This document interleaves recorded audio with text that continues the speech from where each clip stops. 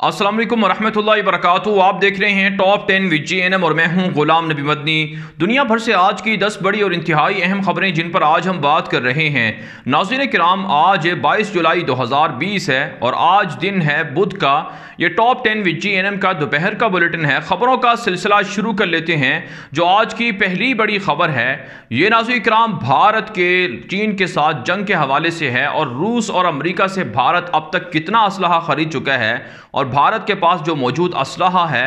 वो किस हद तक चीन के खिलाफ कारगर हो सकता है। इस हवाले से आपको अपडेट करेंगे। एक ताज़ा तरीन सर्वे रिपोर्ट सामने आई है, बल्कि एक तहकीकाती रिपोर्ट है जिसमें कहा गया है कि 86% असलहा जो भारत के पास है वो रूसी साख्ता है, रूस से ख़रीदा हुआ है।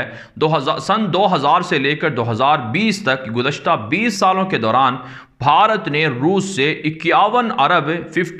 अरब डॉलर का असलहा ख़रीदा है, जबकि इस दौरान अमेरिका से महज 3.5 से 4 अरब डॉलर का असलहा ख़रीदा गया है। जब से मोदी की हुकूमत आई है यानी 2014 के बाद से अब तक के भारत रूस से तकरीबन 10 अरब डॉलर से ज़ायद का असलहा ख़रीद चुका है और इसी तरह से इस अरसे के दौरान जो अमेरिका से असलहा है वो 2.5 से 3 अरब डॉलर का ख़रीदा गया है। इस हवाले से जो तहकीकाती रिपोर्ट है उसमें कहा गया है कि अगरचे भारत अमेरिका के साथ मिलकर चीन के खिलाफ प्रेशर बढ़ा रहा है, लेकिन भारत के पास असलहा ज़्यादातर रूसी साख्ता है और इस असलहे के बारे में पहले भी माजी के अंदर एतराज़ात उठते रहे हैं। यहाँ तक कि न्यूयॉर्क टाइम्स, वाशिंगटन पोस्ट और दीगर बड़े बड़े इदारे भी तहकीकाती रिपोर्ट दिफाई इदारों के तज्ज़ियों के साथ नशर कर चुके हैं कि भारत का जो असलहा है वो नाकाबिल इस्तेमाल है और बहुत पुराना है, जदीद किस्म का नहीं है। पाकिस्तान के मुकाबले में भारत का असलहा बिल्कुल नाकारा है।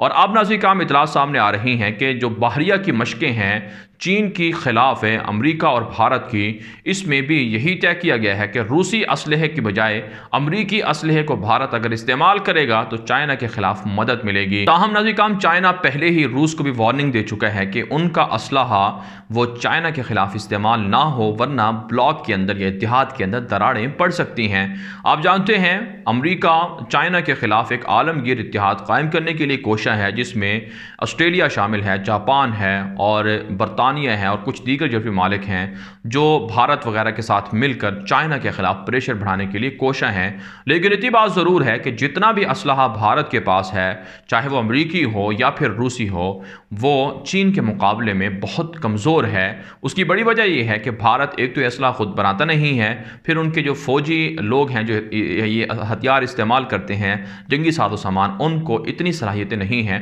माजी के अंदर दर्जनों वाक़यात हो चुके हैं जिनमें देखा जा सकता है कि जहाज़ जो MiG-21 है या 29 है वो गिर चुके हैं और अपाची हेलीकॉप्टर, चिनोक हेलीकॉप्टर, ये सारे के सारे गिराए जा चुके हैं। यहाँ तक कि जो गोला बारूद इस्तेमाल करने वाली आम सी जो मशीनें होती हैं उनके ज़रिए से भारतीय फ़ौजी मारे जा चुके हैं। बहरहाल नाज़रीन, लद्दाख के अंदर भारत और चीन के दरमियान जंग बढ़ रही है और बड़ी जंग की तैयारियां जारी हैं। आगे बढ़ लेते हैं नाज़रीन, जो आज की दूसरी बड़ी खबर है ये भारत और अमेरिका के तिजारती ताल्लुकात के हवाले से है। नाज़रीन, मोदी की हुकूमत ने दावा किया है कि चीन के खिलाफ तिजारती जंग के लिए अमेरिका और भारत के दरमियान समझौता हो चुका है और 50 से 100 के करीब ऐसी अशिया जो पहले अमेरिका चाइना से मंगवाता था अब वो भारत से मंगवाई जाएंगी और फ्री तिजारत होगी। और जो टैक्स लगे थे, ड्यूटी टैक्स में इजाफा हुआ था गुज़श्ता 4-5 सालों के दौरान, उसको ख़त्म किया जा रहा है और अब तजारती ताल्लुकात इस कदर मुस्तहकम हो रहे हैं कि अमेरिका भी चाहता है कि जितनी बड़ी बड़ी कंपनियां हैं वो चाइना से निकलकर भारत में आ जाएं,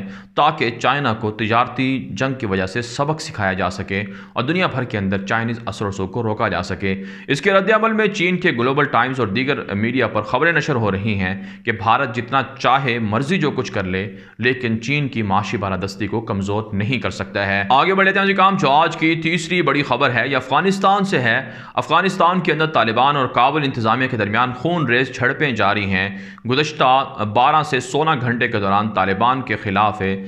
दावा किया है काबुल इंतजामिया ने कि उनके 60 के करीब एहलकारों को काबुल इंतजामिया ने मार डाला है। सुबह गजनी के अंदर, हिलमंद के अंदर, जाबुल के अंदर, कुंदूज के अंदर, बल्ख के अंदर और इसी तरह से दीगर बड़े सूबों के अंदर झड़पें जारी हैं, जिनमें तालिबान के दर्जनों लोगों को शहीद करने का काबुल हुकूमत दावा कर रही है। जबकि तालिबान का कहना है कि यह मन घड़त प्रोपेगेंडा है, मुजाहिदीन مجاہدین کے حملوں کے اندر زیادہ تر کابل انتظامیہ کے لوگ مارے جا رہے ہیں، اور گزشتہ 24 گھنٹے کے دوران طالبان نے دعویٰ کیا ہے کہ 60 کے قریب کابل انتظامیہ کے لوگ مارے گئے ہیں، اور تقریباً 9 کے قریب ٹینک بھی طالبان نے تباہ کیے ہیں۔ اسی طرح سے 13 سے 14 کے قریب چیک پوسٹیں بھی طالبان نے فتح کر ڈالی ہیں، اور درجنوں اہلکار کابل انتظامیہ کے سرنڈر بھی ہوئے ہیں۔ ناظرین کرام، مسلسل جھڑپوں میں اضافہ ہو رہا ہے، اور یہ جھڑپیں اس لیے زیادہ بڑھ رہی ہیں کیونکہ کابل انتظامیہ طالبان قیدیوں کو رہا نہیں کر رہی ہے، انٹر افغان مذاکرات کا راؤنڈ شروع نہیں کیا جا رہا ہے، اس میں تاخیر ہو رہی ہے، اور طالبان چاہتے ہیں کہ انٹر افغان امن جو معاہدہ ہے وہ آگے بڑھے اور جلد سے جلد فیصلہ ہو جائے کہ مستقبل میں افغانستان کا حکمران کون ہے اور کون افغانستان کے معاملات کو بہتر کر سکتا ہے۔ آگے بڑھے جانے کام جو آج کی چوتھی بڑی خبر ہے، یہ ڈکٹیٹر عبد الفتاح سیسی کے اسرائیل نوازی کے حوالے سے ہے۔ ناظرین کرام، اطلاعات سامنے آ رہی ہیں کہ مصر کے اندر تاریخی قبرستان کو جو صدیوں پرانا ہے اسے شہید کر ڈالا گیا ہے۔ مسلمانوں کا یہ تاریخی قبرستان ہے جسے روڈ وسیع کرنے، سڑکیں وسیع کرنے کے نام پر شہید کیا گیا ہے۔ اس پر سوشل میڈیا پر شدید رد عمل دکھایا جا رہا ہے کہ ڈکٹیٹر عبد الفتاح سیسی لاکھوں ڈالر خرچ کر کے جو اسرائیل کے یہودیوں کے قدیم اثارات ہیں ان کی ترمیم کر رہے ہیں، تزئین کر رہے ہیں، مرمت کر رہے ہیں، جبکہ مسلمانوں کی تاریخی چیزوں کو مٹا رہے ہیں۔ یہ ان کی یہودیت نوازی ہے، اور خود مصر کے ڈکٹیٹر عبد الفتاح سیسی گویا کہ یہودی ہیں۔ ناظرین کرام، اس سے پہلے الزامات لگتے رہے ہیں کہ ڈکٹیٹر عبد الفتاح سیسی یہودی خاندان سے تعلق رکھتے ہیں، انہوں نے محمد مرسی کی حکومت کا تختہ الٹا تھا 2013 کے اندر، اور اب بھی وہاں مصر کے اندر حالات کشیدہ ہیں، معاشی حالات اس قدر ابتر ہو چکے ہیں۔ لیبیا کے اندر فوجی مداخلت کے دعوے کے بعد جو سٹاک ایکسچینج ہے مصر کی وہ ڈاؤن ہو چکی ہے، بالکل کریش کر گئی ہے، اور لوگ غربت سے اور بے روزگاری سے اور دیگر مسائل سے بے حد پریشان ہیں۔ آگے بڑھ لیتے ہیں کام جو آج کی پانچویں بڑی خبر ہے، یہ لیبیا کے اندر مصر کی فوجی مداخلت کے حوالے سے ہے۔ ناظرین کرام، مصر کی پارلیمنٹ نے گزشتہ روز فیصلہ طے کیا تھا کہ مصری فوج لیبیا کے اندر داخل ہو کر ترکی کے خلاف لڑے گی۔ اس پر لیبیا کی جو منتخب طرابلس حکومت ہے انہوں نے کہا ہے کہ گویا کہ یہ اعلان جنگ ہے براہ راست مصر کا لیبیا کے خلاف۔ اگر مصر لیبیا میں فوجیں داخل کرے گا تو اس کا مطلب ہوگا کہ لیبیا بھی مصر کے خلاف لڑائی کرے گا، جبکہ ترک صدر رجب طیب اردگان نے ایک مرتبہ پھر مصر کو وارننگ دی ہے کہ مصری فوج وہاں جا کر مداخلت کر کے حالات کو مزید خراب کرنا چاہتی ہے، اس لیے ترکی اس کی اجازت کبھی نہیں دے گا، اور اگر مصر نے فوجیں داخل کی تو ترکی مصر کے خلاف بڑا آپریشن کرے گا، اور اس میں پھر مصر کے علاقوں پر بھی ترکی کا قبضہ ہو سکتا ہے۔ آپ جانتے ہیں خلافت عثمانیہ کے زمانے میں مصر ایک مضبوط ترین سلطنت ہوا کرتی تھی خلافت عثمانیہ کی، لیکن جب سے خلافت عثمانیہ کو کمزور کرنا شروع کیا گیا تو پہلے مصر میں حالات خراب کر کے مصر کو خلافت عثمانیہ سے توڑا گیا تھا، اور اب ناظرین کرام عرب متحد ہیں کہ مصر کی سربراہی میں ایک مرتبہ پھر ترکوں کے خلاف جنگ بھڑکائی جائے تاکہ لیبیا سے اور دیگر عرب ملکوں سے جو ترک فوجیں ہیں ان کو نکالا جائے۔ دوسری جانب اطلاعات سامنے آ رہی ہیں کہ اقوام متحدہ کے جو جنرل سیکرٹری ہیں انہوں نے بھی مصر کو وارننگ دی ہے کہ فوجی مداخلت سے حالات مزید خراب اور کشیدہ ہوں گے، جبکہ جرمن چانسلر انجیلا مرکل کی طیب اردگان سے ملاقات ہوئی ہے، لیبیا کے معاملے پر گفتگو کی گئی ہے، اور انجیلا مرکل نے کہا ہے کہ یورپی یونین وہ ترکی کے ساتھ کھڑے ہوئے ہیں، لیبیا کے اندر حالات کو بہتر کرنا چاہتے ہیں۔ آگے بڑھ لیتے ہیں کام جو آج کی چھٹی بڑی خبر ہے، یہ مقبوضہ کشمیر سے ہے۔ ناظرین کرام، مقبوضہ کشمیر کے اندر بھارت کی ہندو دہشت گرد مودی حکومت مسلمانوں کی شناخت مٹانے کے لیے، نوجوان نسل کو خراب کرنے کے لیے، ان کی تاریخ، تہذیب اور ثقافت سے دور کرنے کے لیے نئے نئے ہتھ کنڈے اور سازشیں کر رہی ہے۔ ایک تازہ ترین اطلاعات موصول ہو رہی ہیں مقبوضہ کشمیر سے کہ وہاں FA کے جو نصاب ہے اس میں تبدیلیاں کی جا رہی ہیں، اور آزادی کا یا مقبوضہ کشمیر کی تاریخ سے منسلک جو مضمون ہے، متعلق جو مضمون ہے اسے ہٹا کر اب آرٹیکل 370 یعنی 370 اور 35A 35A کو شامل کیا جا رہا ہے تاکہ مودی کے جو غلط اقدامات ہیں ان کو ڈیفینڈ کیا جائے، اور نوجوان نسل کو غلط تاریخ پڑھا کر انہیں ان کی اپنی شناخت سے مجروح کر دیا جائے۔ اس سے پہلے اطلاعات سامنے آتی رہی ہیں کہ مقبوضہ کشمیر کے اندر اردو زبان کو سرکاری درجے سے ہٹا کر ہندی زبان کو سرکاری درجہ دیا جا رہا ہے، جس پر مسلمان سراپا احتجاج ہیں۔ ناظرین کرام، پچھلے 12 ماہ سے مقبوضہ کشمیر کے اندر مظالم جاری ہیں، مسلمانوں کی شناخت مٹانے کے لیے، اقلیت میں تبدیل کرنے کے لیے نہ صرف ڈومیسائل جاری کیے جا رہے ہیں بلکہ لاکھوں ہندو دہشت گردوں کو کشمیر پہنچا کر مسلمانوں کی نسل کشی کی بھی پلاننگ کی جا رہی ہے۔ اس لیے مقبوضہ کشمیر کے لوگوں کو مسلح ہونا ہوگا، اپنی جنگ خود لڑنا ہوگی، طالبان سے سبق سیکھنا ہوگا اور غزوہ ہند اور فیصلہ کن مارکہ فریڈم فائٹرز اور مجاہدین کو شروع کرنا ہوگا تاکہ ہندو دہشت گرد مودی کی حکومت کے اقدامات کو روکا جا سکے۔ آگے بڑھتے ہیں ناظرین، جو آج کی 7ویں بڑی خبر ہے یہ امریکہ اور چین کے تعلقات کے حوالے سے ہے۔ ناظرین، امریکہ کی جانب سے غور نسل کے مسلمانوں پر مظالم کی وجہ سے 11 کے قریب مزید چینی کمپنیوں پر پابندیاں عائد کر دی ہیں۔ یہ 11 کمپنیاں وہ ہیں جو امریکہ کی مشہور کمپنیاں ایپل، مائکروسافٹ اور دیگر بڑی بڑی کمپنیوں سے تعلقات رکھتی تھیں۔ امریکہ نے کہا ہے کہ چونکہ سنکیانگ کے غور نسل کے مسلمانوں پر چائنا تشدد کر رہا ہے، ظلم کر رہا ہے، حراستی کیمپوں میں رکھا ہوا ہے، زبردستی جبری ان سے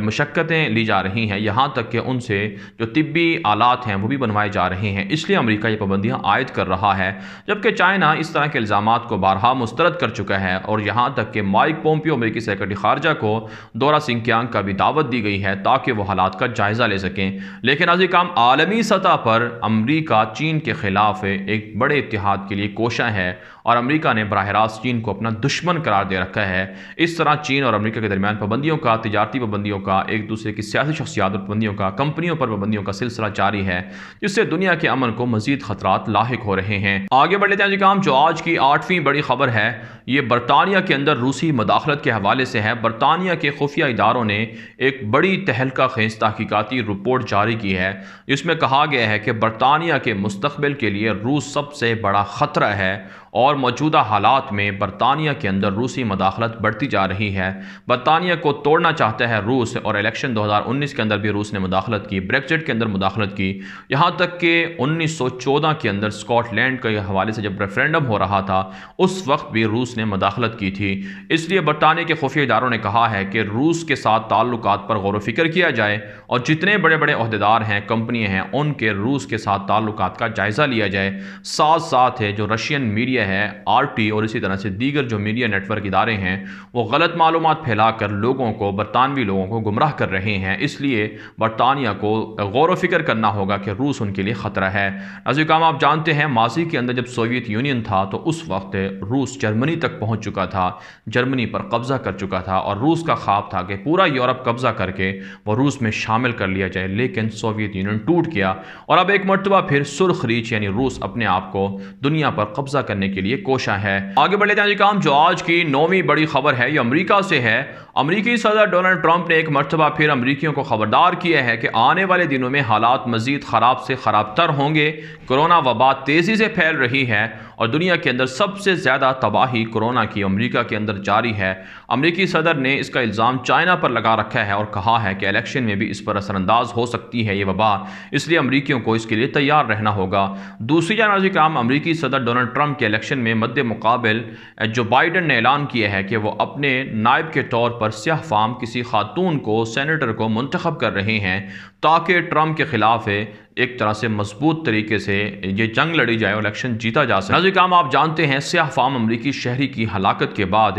ٹرمپ کے خلاف پرتشدد مظاہرے جاری ہیں اور ٹرمپ کی مقبولیت میں روز بروز کمی بھی واقع ہو رہی ہے۔ آگے بڑھتے ہیں جو آج کی 10ویں بڑی خبر ہے یہ جنوبی کوریا سے ہے۔ جنوبی کوریا نے اپنا پہلا دفاعی سیٹلائٹ خلا میں بھیج دیا ہے، کامیابی سے بھیج دیا ہے اور مشہور پرائیویٹ کمپنی کے ذریعے سے امریکہ سے یہ سیٹلائٹ چھوڑا گیا ہے اور دنیا کے ان 10 ممالک میں جنوبی کوریا شامل ہو گیا ہے جن کے پاس دفاعی سیٹلائٹ موجود ہے خلا کے اندر، اور جنوبی کوریا اور شمالی کوریا کے درمیان اختلافات تاحال کشیدہ ہیں۔ ایسے میں دونوں جانب سے، دونوں اطراف سے جو جنگی ہتھیار ہیں اور میزائل ہیں اور جدید قسم کی جو ٹیکنالوجی ہے ان میں اضافے کا سلسلہ بھی جاری ہے، جس سے دنیا کے امن کو بہت سے ماہرین کے مطابق خطرہ بھی لاحق ہے۔ بہرحال ناظرین، دنیا بھر سے آج کی 10 بڑی خبریں، ان خبروں کے حوالے سے آپ کی کیا رائے ہے؟ اپنی رائے کامنٹ کے ذریعے سے ضرور ہم تک پہنچائیں۔ آج کے لیے اتنا ہی، اجازت دیجیے، اللہ حافظ۔